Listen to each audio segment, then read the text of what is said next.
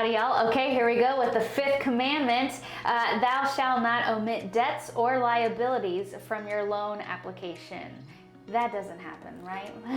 Oh, never happens. Never. Wait, this is a commandment telling you to tell the truth? Yeah. Huh, who'd have thunk it? So, you know, when it comes to omitting or like not putting something on there that's a debt that you know you're obligated or potentially obligated for, trust me, if you have a good relationship with your loan officer, you're better served to disclose all of it to us. Remember, we all have the same goal, your realtor, your loan officer, we all want you to get that house. Mm-hmm. And so I sometimes call myself like a financial priest, like confess your sins to me, tell me everything.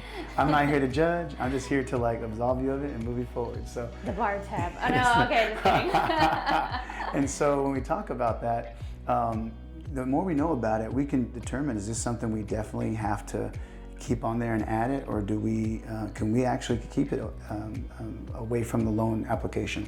A good example would be, let's say that have a family member that's struggling and they had to buy a car from a location like where you pay the note at the dealership and they're not reporting it to the credit bureau. But to get it, you had to co-sign. I need to know about that. And in some of those cases, if they show that the payment has always come out of their bank account and you've never done anything but provide the signature for it, and we have enough of a history, typically it's 12 months, but because of the rules it could change at any point, it could be longer. But at least 12 months, then it's worth looking at it, getting the documentation from that family member and seeing if we can truthfully omit that. We've declared it, the debt's not hidden, but we've omitted it from your debt to income ratio as the borrower. And so that's an example, and that's true for any other debt you have where you've co-signed, whether it appears or not on the credit bureau. And you know, the other thing about it when it comes to debts or liabilities, we're gonna find out. And so we find out, I mentioned in a previous video something called a credit supplement. We have to submit that and have it added to your credit report.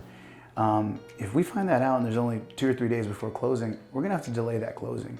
And that could be catastrophic not only for you because you're out of the legal contract, you're past the date. So the seller, if they wanted to, could cancel the deal and you lose that earnest money you gave. Yeah.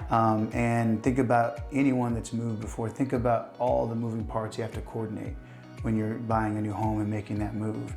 You've got to take off work. You've got to coordinate movers, deliveries, the technicians that come and install water, all of that. If it's off by one day, it can just, it's a domino effect. Just try it. You know, our goal is to never, ever have a late closing. And so it's super important to tell all that up front so we have plenty of runway to address it and get to that finish line on time. And so yeah, again, if you have any questions about that, be truthful, be honest. It's a commandment after all, and have a good discussion with your loan officer so they can work with you together and make sure we're all on the same page. Absolutely. Thanks, Efren. You got it.